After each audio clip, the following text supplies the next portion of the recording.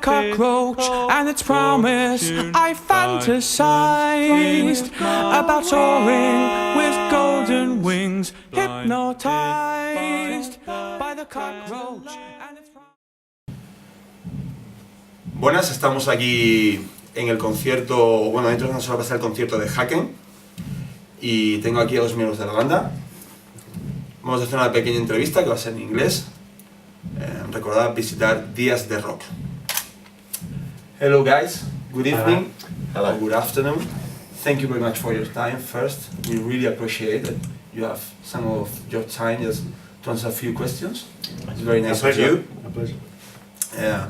I want to point out that actually they are already wearing our little present. The cockroach king is here. Here he is. Cockroach. He's got a little crown, see? Very cool. Yeah. Hopefully we'll see it on stage as well. Oh, yeah. Oh, he's staying there, yeah. He'll be rocking out during this. Cool. Okay, so first of all, obviously, I'm just gonna do a little question about the mountain.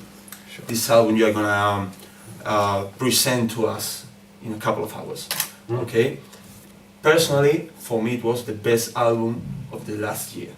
Oh, wow. It was on my top one. Okay.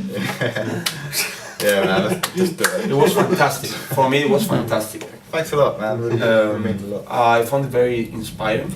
But let's be clear. You say that this album is very related with emotions, that you really have grown with this album and you have gone through feelings with it. So that's why you call it a mountain, like a really hard journey. Yes. Okay. I was thinking actually, I know you like climbing. That's why you put the name actually. It wasn't all this shit about emotional that. Be real. We do like climbing. We climb stairs every day. And yeah. No, I've never been climbing in my life. Anyway, I'm going to come clean. I was just joking a bit. What are your feelings then about the album? How do you see the album now after a few months it's been out? How have you seen the people reacting to it? You know, the public, as well as the professional media, what are the reactions? If you can just tell us a little bit about it. Yeah, I mean, when we were making it, it didn't really, it just felt like another album, just like the first two we made.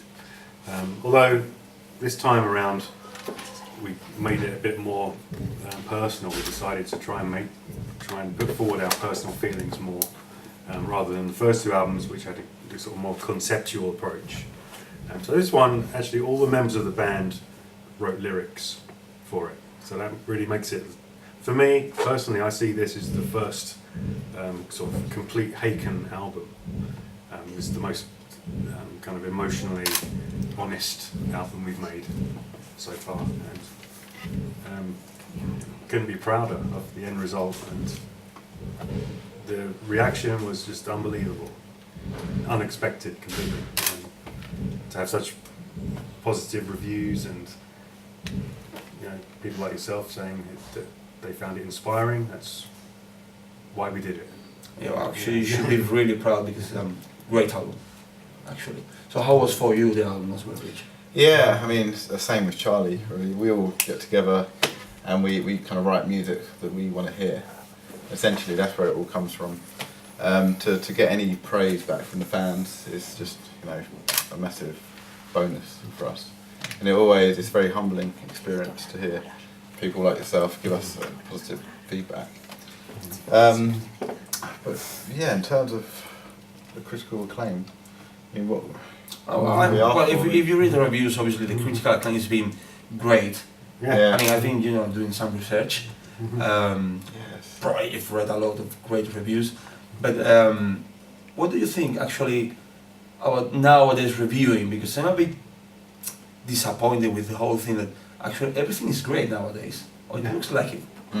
To be honest, your work is great, because I think about it, but as I said, in Días de Rock, we like to write about things we like, and that's it. Yeah. And leave the rest behind. Okay, so I guess you have the same idea, maybe that you prefer actually the public coming out to you and say, hey, this is a great job, you have made better music than you did before, or you have gone, a step farther, okay?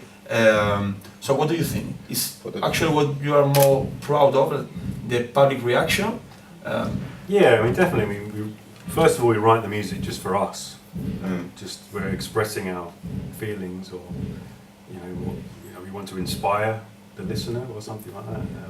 So really, it's the fans are the most important thing to us. After that, and then the reviews. These days with the internet, anyone can write a review. So I kind of take it with a pinch of salt, really. If it's really good or really bad, you don't know the person these days, unless it's like a very well-respected reviewer that's well known in the field. Who knows? Who knows who they are? So. I mean, I know what you mean. Yeah, that's right. Anyway, it's clear that the answer that you have from the people is great. So it's just really gonna put something here very high for you to top up. So what's your idea with the next album then? Yeah, I think we try not to think about it really. We just write about what we're feeling at that time. We try not to be influenced by our previous work or what people think we should be writing. And we just go with the flow really and let the music take us to where it needs to take us. Let the metal flow.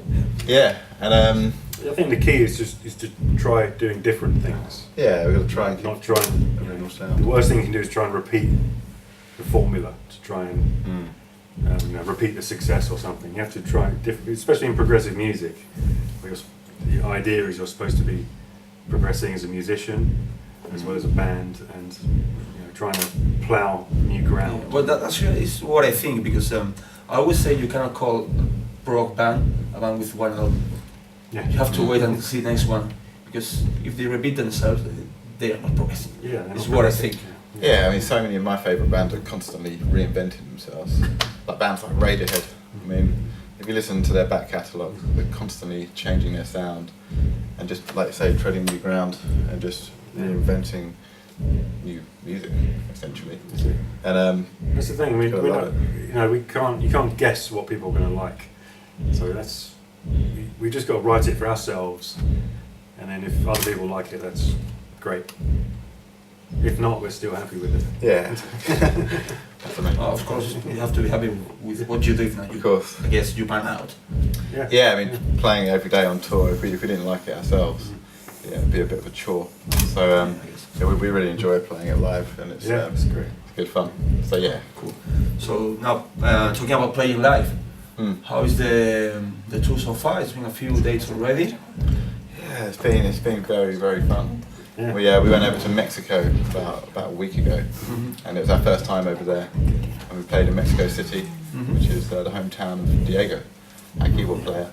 And the response over there was out of this world. Such an energetic crowd, and it was quite flattering really to go so far from your home and receive such a positive feedback. And have people know the words to your songs. Yeah. So far from home. Yeah, well, I mean, especially Latin fans, or South America, Central America, but from Mediterranean fans as well, usually are more energetic. Yeah. Yeah. It's been the same here. We played in Switzerland a few days ago in Z7. in Paris. Paris is great. Where else? Spain. Oh. Well, we haven't done it yet. But Your first time here, it's our right? first time in Spain. Yeah. It's our first time playing in Paris, and the fans are amazing, so welcoming, and it's our first gig in Spain. So I'm really Looking forward to it. We are really looking forward to see you guys. We've heard big things about the Spanish crowds. Yeah, I'm quite energetic myself, but you will see me jumping around. nice. That's what we want. That's what we want. So as well, talking about touring, I wanted to ask you about the Progressive Nation at Sea. Yeah. Awesome cruise. Wow, Oh, man, why it don't was- you go ahead with that? It was the best time you can possibly imagine. It was like all the elements were just, it couldn't have been better really. It was the location, the ship itself was amazing. It was the first time I'd been on a cruise ship, so I was excited about that. Anyway, then when you get on board, you're suddenly in the company not only of the fans but of I think the first thing we did when we got on board, we went for lunch at a kind of like a sort of cafeteria buffet thing. And yeah, so you're just there, and, oh right, Devin Townsend's there getting it. It's like, cool, and there's Pain of Salvation, awesome. Yeah, so it's like, quickly think, okay, this is how it's going to be. Everyone's just like equal, just mingling and hanging out, having fun. Yeah, no, I couldn't make it to that cruise. It was such a positive kind of thing. I went to the first 70,000 tons of metal. Oh yeah? Actually, it was great. So when I saw the presentation, I said, "Oh, I really love to go, but money shot." Yeah, maybe next year if they host it again. Yeah, but it was Hope so. out of this world, wasn't it? It's just so many great bands all on the same boat. It's just, can't ask for more, really. It's just incredible. It was great, and it was incredibly flattering to be asked by someone like Mike Portnoy, who's I've grown up listening to his stuff with Dream Theater and Transatlantic, all of his stuff I'm a fan of. So to get the call from him was very surreal. I guess it should be really flattering. Yeah, really cool, amazing. So it's a question actually from a friend of mine, friends of mine, Screaming Symphony. It's a radio show from Melbourne, in Australia. All right. Yeah, they actually always play prog stuff and have power metal and heavy metal, all that, but they're really into prog. Actually, the first question they want to ask you is, how actually do you pronounce the name of the band? Well, it's pronounced Haken. Yeah, but if you're Australian, you'd say Haken. Haken. And we always say Haken as in bacon. That's a way of people learning the right. But it doesn't matter. You can say tomato or tomato. Yeah, or you can call our band Tomato if you want. I mean, Okay. So we're here with Tomato. It's an interview here. Tomato. Or tomato. This guy wanted to ask actually about the new wave of progressive British metal.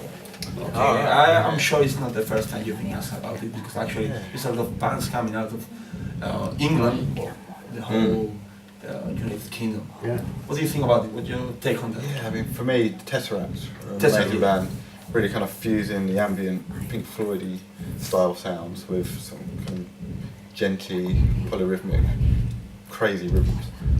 So they're one of my favourite bands from the UK. And also Safety Fire, which are label buddies with us on Inside Out. Really great guys, and coming out with some really interesting harmonic music. Yeah, the last album from Tesseract, Enter the State, was great. We saw them here in Madrid, with Protest the Hero. Amazing band, yeah. It was really great. Really good live as well. Sounds exactly like it is on the record. It's outstanding. I mean, I think like to me, like I grew up listening to like the '70s bands. Like I was really into Queen and Gentle Giant. Like those were my two favourite bands as growing up. And so I've always kind of seen prog, progressive music, as a kind of English, kind of almost like a part of our heritage in a way. So it's like part of our musical history. So it's great that there's a resurgence of it. I kind of I feel like I belong to that in a kind of sort of deep way because of that. You're just doing us as a new wave. Just extending actually the legacy of the British music, I guess. And also there's a new, fairly new magazine, about 3 years old. It's a magazine called Prog, which is entirely dedicated to progressive music. I think that's really helped push progressive music not to the forefront, but push it forward. And kind of makes the future bright, in a way, for progressive music. Well, like the guy from Sound of Contact usually say, just bring prog to the people. New idea, right? Well, nice. Sounds cool. Just we're about to end, I think. I wanted to ask you guys about your new addition, your bass player. Connor Green. Connor Green, He's awesome, man. I mean, this is he was the result of our online audition process that we put together. We asked people to submit video auditions of a couple of songs, and our kind of favourite 5 or 6 of them we invited over to do a live audition. And he came the furthest. He comes from Indiana in the US. He flew over, off his own back, and came and just totally nailed the songs, and he just, really gelled with us immediately. And just felt You good. guys feel comfortable with him? The show Yeah. has been great with him too? I mean, yeah, we've had 3 shows of him already, and yeah, his style really kind of gels and fits in well with what we're playing. And on stage, he's very relaxed. He has a nice. It's very comfortable and reliable. You know, he's he's never going to mess up. He's never going to miss a note. Or so that's one of the worst things in a band is when the bass player stops playing. Yeah, Just that everything just goes. it's like the foundation of the And music. it's the most kind of unsettling thing that can happen in a band. You know, I find. Yeah, you So, have the backup. I feel Yeah. totally comfortable with Connor there, and totally, you know. Okay, cool. Yeah, bang on. So He's kind of he learnt the whole set as well in about a month and a half, Yeah. which is about 2.5 hours worth of music, which is Oh yeah, no, a actually, testament to his like, brain. like a couple of days before the tour, we said, oh, we're thinking of playing Visions as well, which is our longest song, 22 minutes. And he said, oh yeah, I'll learn that tomorrow. in a day. As you do. So And he we- did. He did. We still can't play it. I mean, after 2 years of playing it live every week, he walks in and learns it in a day. So Yeah, we hate him actually. he's out the band. Yeah, probably soon it's gonna be like a flash news. All right, so just to end, we usually ask the bands that we are interviewing, tell us a funny story, being on tour, in the studio, just rehearsing, just going out for a drink, whatever. Something you think Maybe. it was funny, and it doesn't happen unless you're a musician. What do you think? Maybe Diego's keyboard falling off. It wasn't funny, but when you look back, it was Yeah. a funny moment. Was it? Nah. Whiskey tasting. That was quite. Oh yeah. Well, yeah. I mean, I would go with it. For me personally, it was our second set in the Progressive Nation at Z. Diego would 100% disagree with us about being funny. But, we were playing "Falling Back to Earth" song. We just got to the kind of middle section, which is like a nice chilled out Pink Floyd-esque kind of sound. Which relies heavily on keyboards. Yeah, on the lots of keyboards. And I was kind of looking over at the drummer and then playing. I turned around, we just heard this kind of big thud. And turned around, and Diego was just like this. And his keyboard stand had snapped. Like the arms that hold up the keyboard just snapped, and his keyboard just face down on the floor, just smashed. It couldn't be repaired. And, personally, I found that hilarious. Yeah, I'm pretty sure Yeah. he doesn't agree with that, but I know. yeah, well, probably will say when you see it, with perspective, say, oh, Yeah. probably someone But was just. it's someone. It's on YouTube at the moment. It's on YouTube. Is it? but Alright. Diego can't even watch it. He refuses to watch it. Brings It's a too tear. painful. Brings a tear. It's like your baby just falls. I've watched it lots of times. Yeah, it's like a daily watch for me. So you are the guys that are making the video viral, actually. Yeah. Yeah. That's what we're trying to do. We're campaigning for it. Yeah. All right. Okay, guys, it's been really nice Thank you. chatting with you. Okay. I hope you have more visits here to Madrid and to Spain in general. This is going to be the first one. I hope it's not the only one. That's our hope. All right. Definitely not. Yeah. Again, thank you very much from Diaz de Rock. All the best for the show. Thank you so much. Muchas gracias. Yeah, muchas gracias. Thank you, guys. Nice one. Thank Great. you.